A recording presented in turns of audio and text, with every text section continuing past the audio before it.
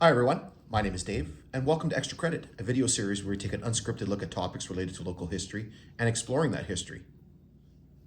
All right, so as we normally do at the start of the episode, just a quick reminder to visit my website. You'll find a link in the description. There you'll find all kinds of information related to the topics we take a look at in this video series and more, including a section for extra credit. And so in that section, you're going to find all of the past episodes. So if you're new here and you haven't seen any extra credit episodes, you can basically take a look at what we've covered over the history of the series. Or if you have been here, and you have watched episodes, you can basically go back and revisit something or take a look at something that you haven't seen. Additionally, make sure that you follow me on social media. So you're going to find me on Facebook, you're going to find me on Twitter, and you're going to find me on Instagram. And last but not least, if you haven't already done so, please make sure that you subscribe to the channel and turn on the notifications. There's a lot of content that drops fairly regularly on the channel, usually certain times of the year more than others. But if you're waiting for those things to come out on social media, oftentimes there's a lag, there's a delay between when it's produced, when it goes up on YouTube, and then when it comes out on social media. So by subscribing, turning on the notifications, you'll get them just as soon as they're posted on YouTube. So, got my friend here, Luna, coming for a visit. Very special episode for today, as you'll notice from the title, maybe a little bit cryptic. So it basically says 30 years in the game. What does that mean? Well, basically, this month, April of 2024, is the 30th anniversary of my delve into all of these topics related to local history. I'm not going to rehash some previous episodes. So for example, the very first episode in the series, I kind of went through how this all got started and how I got into exploring local history. I watched the episode last night just so I knew what I talked about in there, and that I'm not sort of rehashing things. But it's been a long ride. I was just sort of thinking about before we started recording, what has gone on in those 30 years and why it's sort of an important milestone. It's a big chunk of my life. I've started doing this again. I'll post a link to that very first episode. But I've been doing this since I was in university, specifically in my second year university. So April of 1994, where I decided that I was going to go to the local library and I was going to find a book on the PD Railway, the Port Arthur, Duluth, and Western, and I was going to read more about this railway line that I'd had sort of contact with, and I had been on and wanted to learn a little bit more about, and lo and behold, at the time, there was no book about the PD Railway. And so I started digging.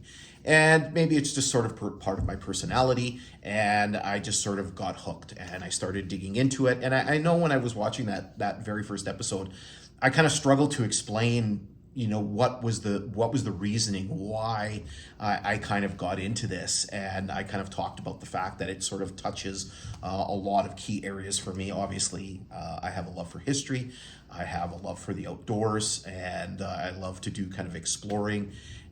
And so for me, it sort of checked all the boxes in sort of that regard. In some ways, it's very hard to believe it's been 30 years. It's been, again, it just seems like not that long ago when I was watching that first episode and I was showing some stuff that I've done. And, it just sort of baffles my mind sometimes that, 30 years has gone by in that time. But as we all know, time moves very, very quickly, and it's something that we can't stop. And the march of time continues on. So thinking about what I wanted to cover in this video, when I jotted down a few things, the first one was, what have I done? What have I accomplished in those 30 years? And I've seen and done a lot. for me, it started off with, researching the history and actually going out and visiting the sites related to the Port Arthur, Duluth, and Western Railway. And then that led me onto other tangents, right? So, there were some visits to some of the old silver mines that were nearby to the railway grade. Close to places like Hymers and Nolalu and Silver Mountain, and so I visited some of those places. Then there were visits that to areas that were associated in other industries. So, for example, logging industry. So, taking in part of the Gunflint and Lake Superior Railroad, and then ultimately doing a deep dive into that. And I'll talk about that in a second.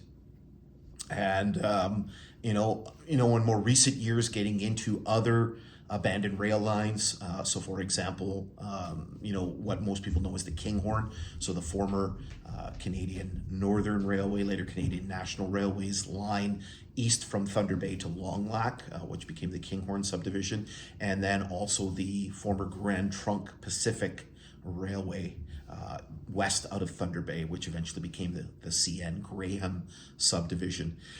And so a lot of it initially revolved around some research, but a lot of sort of explorations for of the grade.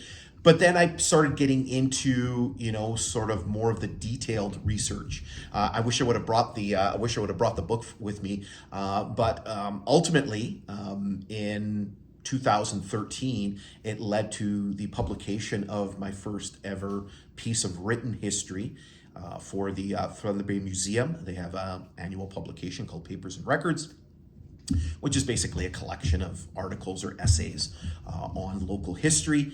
And so I was able to write an article for that on Lee Blaine, which was one of the railway stops on the Port Arthur, Duluth, and Western. A little bit of an issue with that.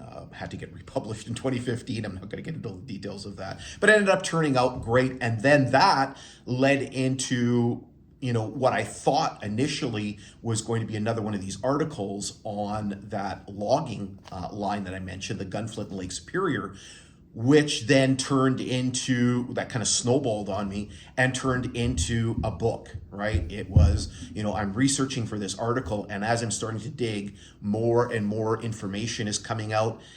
You start getting into the history of the company that started this, so the Pigeon River Lumber Company, which some people are familiar with, more so for their logging operations along the boundary, closer to Lake Superior, along the Pigeon River. But certainly the operation that they had at Gunflint Lake was very important as well. And that just morphed into into this ginormous project, which I decided that was going to turn into a book. And I certainly have to give a lot of credit for people who write books, because writing a book is a monumental project. It's now been 10 years. I started working on this book in 2014. It is now 2024 and it's still not done. Now, mind you, we had an interruption in there. So there was the global pandemic, which messed a few things up, and ultimately that led me into other things as well. So hopefully the book is going to be done in the near future. Again, if you want to read more about the Pigeon River Lumber Company and the Gunflint and Lake Superior, make sure you check out that part of my website.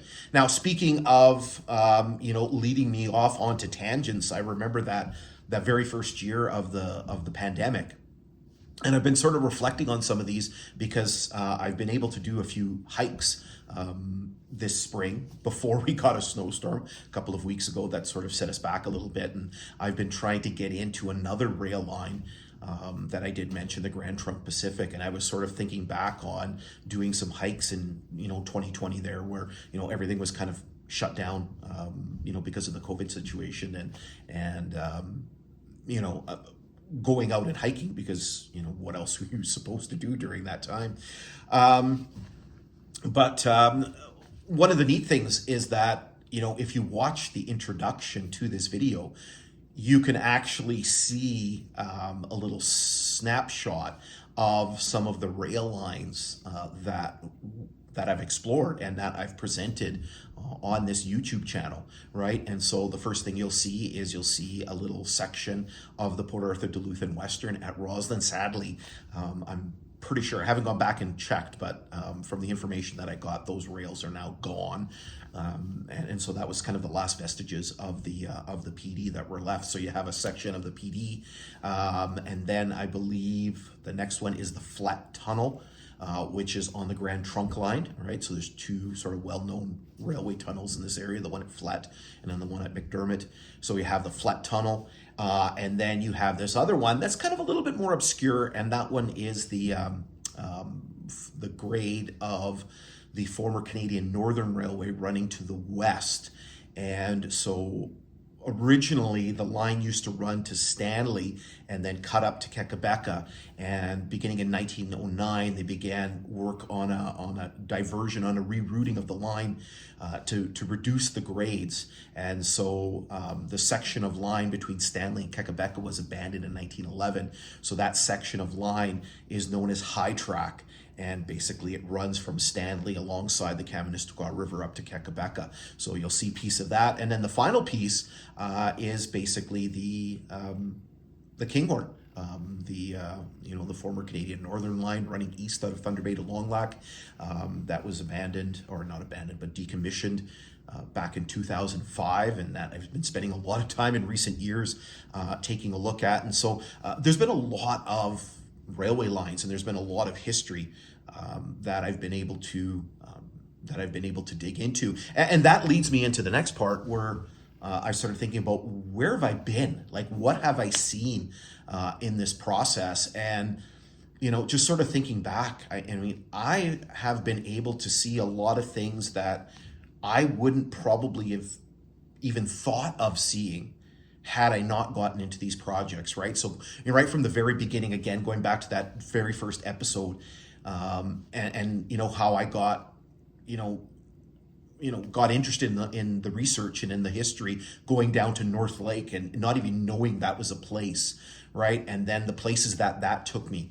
And, I remember, and I mentioned this in that first episode, in 1997, doing a week-long sort of hike out of North Lake and visiting the Gunflint and Lake Superior, and visiting some things that I really hadn't gone into back in 1994 when I had first done the explorations.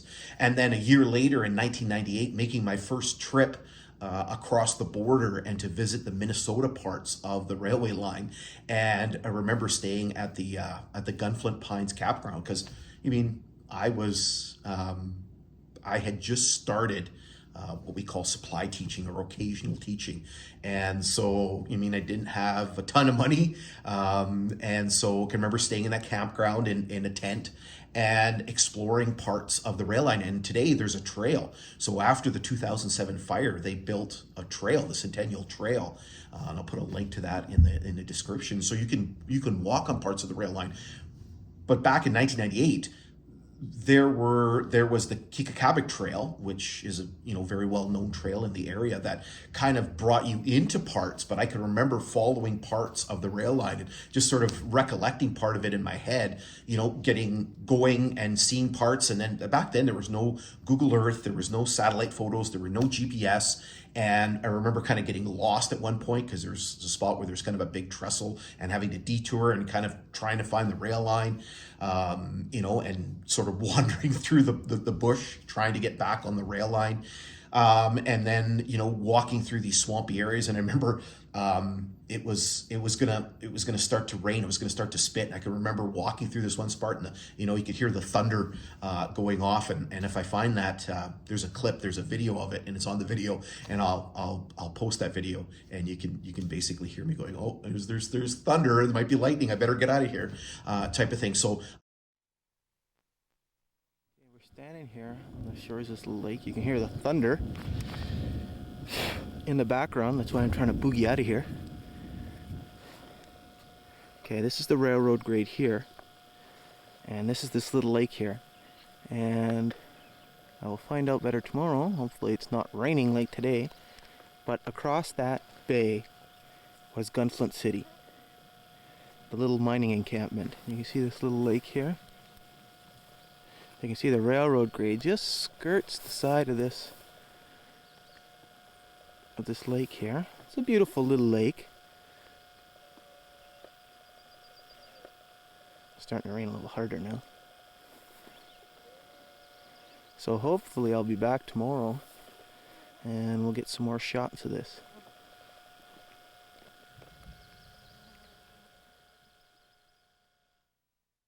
I've seen the Minnesota portions of the railway and gone back numerous times, to visit the Minnesota portion. And then, with the current project, with the book, going and exploring parts of the Gunflint and Lake Superior and basically following that line and trying to figure out where that line went, because we know part of it, the first couple of miles, that brings it up to Bridal Falls, but where did it go beyond that? And having to figure that all out, and then basically having to literally go through the bush and following this. And it certainly wasn't easy. There was a forest fire that went through there in 2007. But prior to that, there was a big windstorm in 1999 that knocked down millions of trees. And, literally just sort of trying to follow this along, getting permission to use a metal detector to try to find traces of the rail line, and finding spikes and other pieces of the rail operation, rail connectors and bolts and things like that, to tell me that I'm on the line. And then once you get past, there's a river and there's a series of lakes and falls. Once you get past there, then there's no natural feature to guide you, and trying to figure out where the heck you are, and literally zigzagging back and forth. And the only thing that you know is you have a GPS and there's a trail, right? So there's the Border Route hiking trail that is in the area. So that if you eventually kind of think that you're lost, you can kind of head in that direction and you'll hook up with the trail, and you'll get yourself out. Okay, so we're here on the grade of the Gunflint and Lake Superior, or what I think is the grade of the Gunflint and Lake Superior. You can tell by where we are that we're kind of in the middle of nowhere. After that sort of burnt over area, we've entered a spot where that wasn't touched by the fire. And for a while there, I thought I had lost the grade. All I could do was sort of zigzag back and forth and hope I find something. And, well, what do you know? So at least we have some trace that the railway passed through here. And so we're going to just continue eastward and see what we come up with. I can remember and dragging my boys on some of these, some of these little hikes. And I can remember around that time being actually out here at camp with friends of ours, and we had gone hiking at nearby Sleeping Giant Provincial Park. There's Luna coming for a visit again. And friends of ours, their kids making a comment about, wow, this is a long hike, right? And and they were little, they were younger at the time, and my oldest one, Ethan, piping up and going, well, at least there's a trail, right? And basically talking about the fact that we had done these hikes kind of wandering through the middle of nowhere.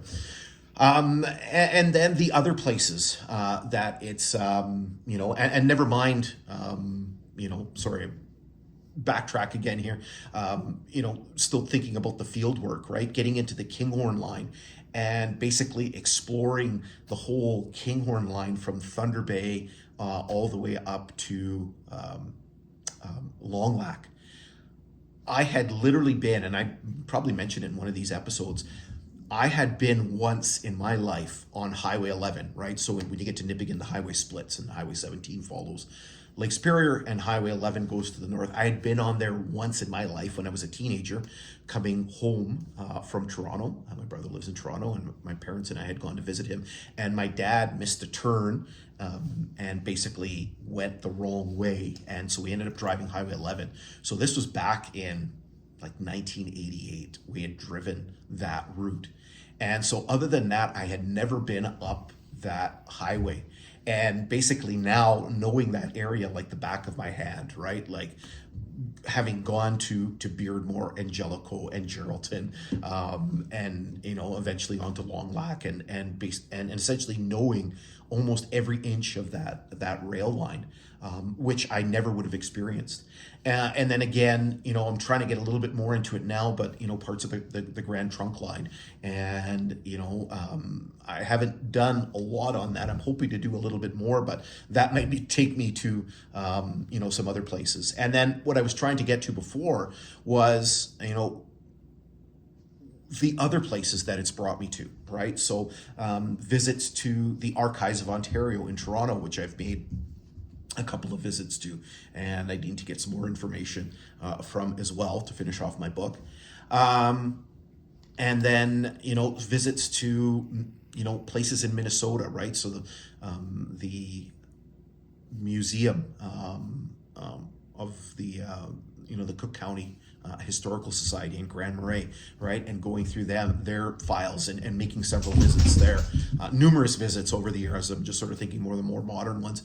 And then ending up in places like La Crosse, Wisconsin, working on this logging book. And the vice president of the company was from La Crosse, and all of his personal documents ended up at the university archives there. So the University of Wisconsin, La Crosse, and actually making not one but two trips to La Crosse, to look up information. I believe one was in 2016 and one was in 2018. But, I'm thinking of this. I'll show you a picture of I'm pretty sure I took a picture of the outside of the building at some point. So yeah, it's taken me to a lot of really interesting places and a lot of interesting experiences and a lot of things that I wouldn't normally have done. Now, along the way, there's been a lot of people who have helped me out and made this possible. I'm thinking back into my early years, first of all, starting with my parents, not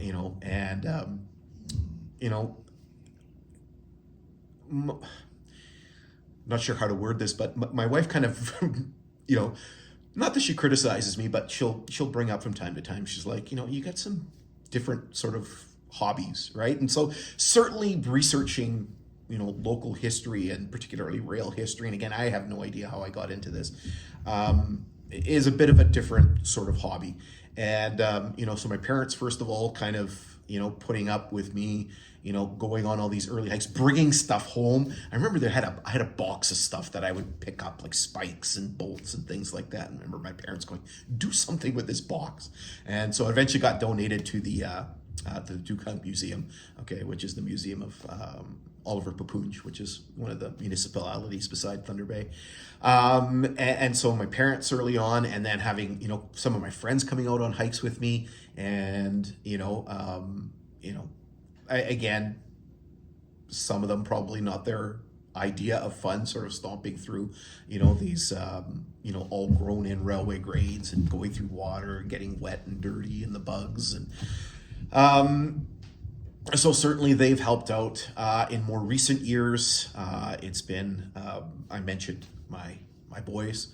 They've been on quite a number of explorations with me, starting like when they were younger. And I think we had a tradition there that, for a number of years we were going to Gunflint. We were going to the Minnesota side of Gunflint Lake from 2013 to 2019. Like every year we went. I remember that first visit in 2013. So my youngest, Noah, would have been 6. Right, and doing some of those explorations and kind of tromping him through the brush. I'm sure they might have some good memories, maybe a little bit of PTSD in there as well, from some of the things that we did and some of the things that we saw. But certainly, I appreciate them coming along, and I hope that it's given them some appreciation of the history and a bit of the outdoors. Another big person that has helped along the way is my wife.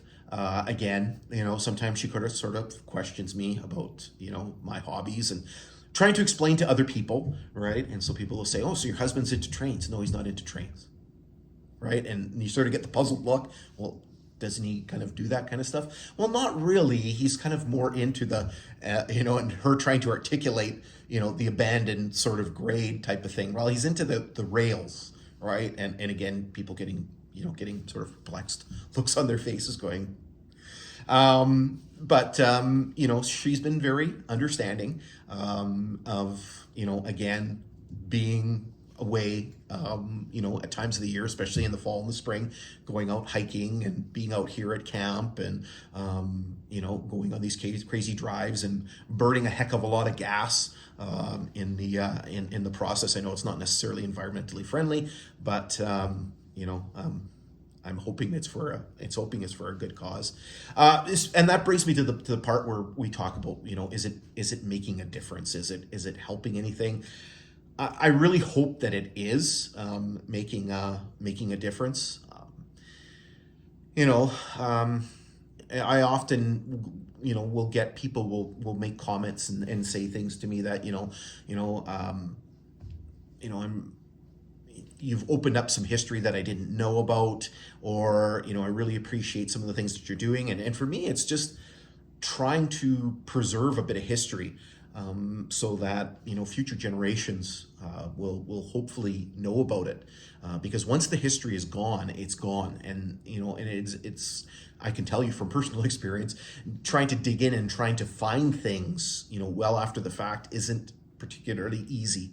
And so the more that can be preserved now, particularly with, doing the photography and the videos, at least there's a visual, record, of some of these places and what existed. And I know I can think of things like the Corduroy Trestle, right? So that logging line in Minnesota, the Gunflint, Lake Superior, they built this amazing corduroy, and I'll put a link, to this. They built this amazing corduroy wood trestle, that basically allowed the rail line to climb these very steep ridges on the south side of Gunflint Lake.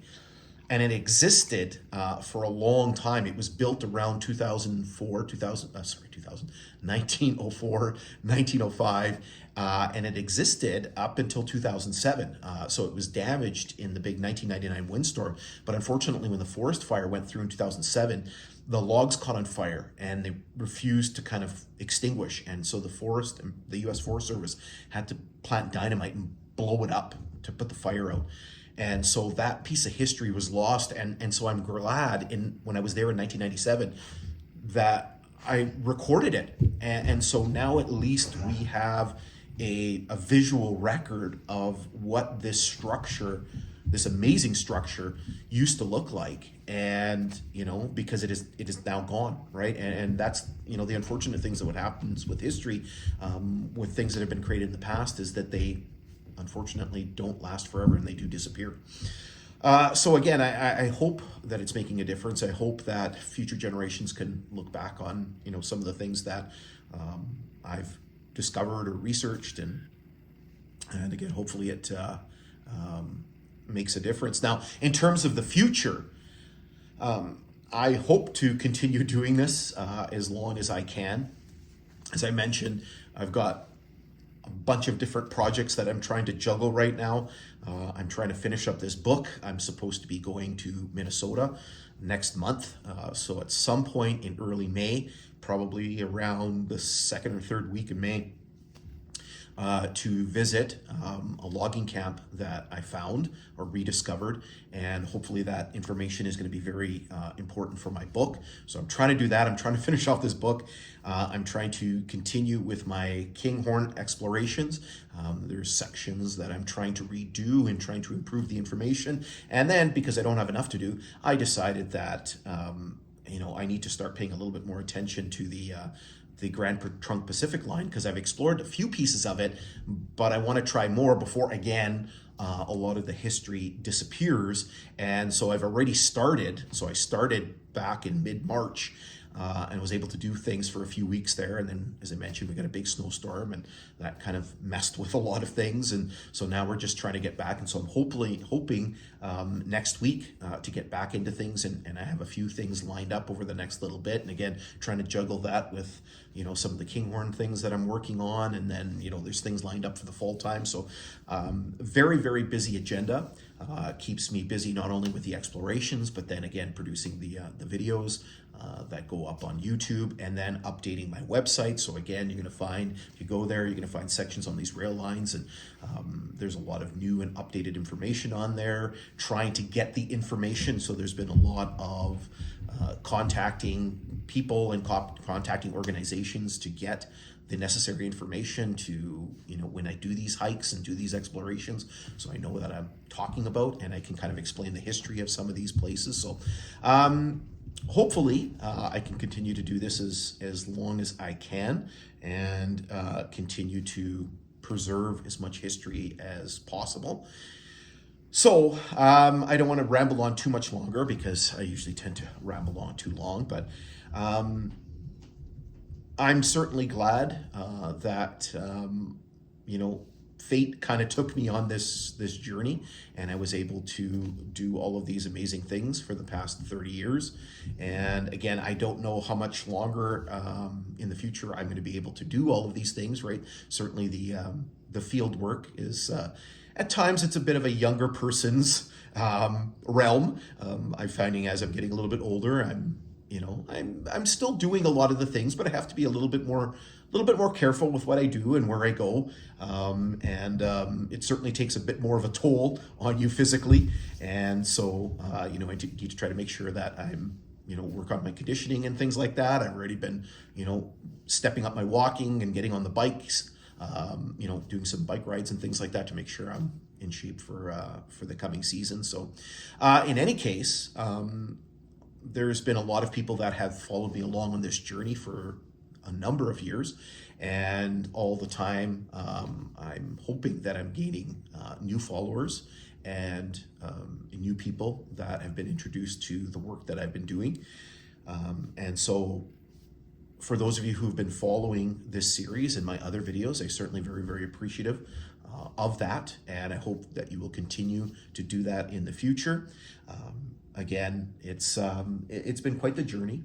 It's been very it's not been cheap. Okay, let's put it that way. Lots of miles on vehicles, lots of gas in the tank, equipment, things like that. And again, there's no funding or things like that comes out of that. It's an expensive hobby, as I tell people. But in any case, I'm certainly very privileged to be able to have done this for all of these years. And again, hopefully I can continue to do this for as long as I can into the future, and at least hope to save some of the history of this area. And hopefully it'll become a resource for other people to use down the road. So in any case, it's time to sort of wrap things up. We will certainly be back next month with yet another episode.